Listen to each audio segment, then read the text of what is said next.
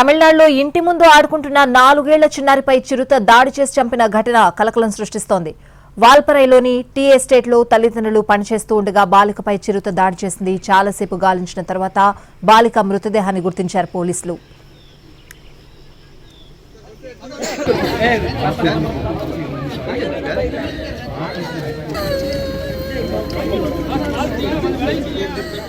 నాలుగేళ్ల బాలికను చిరుతపులి లాక్కెళ్లిన ఘటన నిన్న సాయంత్రం జరిగింది. చిన్నారి జార్ఖండ్ కు చెందిన టీ ఎస్టేట్ కార్మికుడు మనోజ్ కుమార్తె.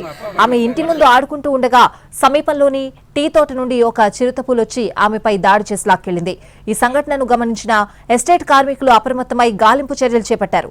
అయితే గంటల తరబడి ప్రయత్నించినప్పటికీ బిడ్డ ఆచూకీ లభించలేదు. టీ ఎస్టేట్లో పనిచేసేందుకు గత ఆదివారమే వాళ్లు జార్ఖండ్ నుంచి వాల్పరైకొచ్చారు.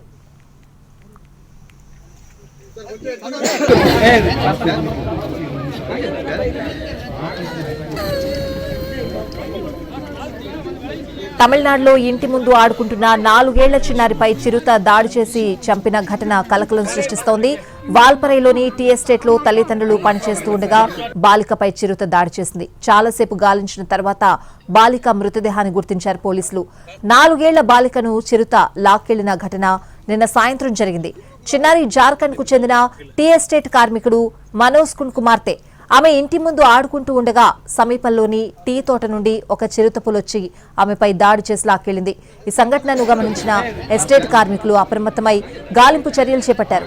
అయితే గంటల తరబడి ప్రయత్నించినప్పటికీ బిడ్డ ఆచూకీ లభించలేదు. టీ ఎస్టేట్లో పనిచేసేందుకు గత ఆదివారమే వాళ్ళు జార్ఖండ్ నుంచి వాల్పరైకొచ్చారు. அவங்க அப்பா வரல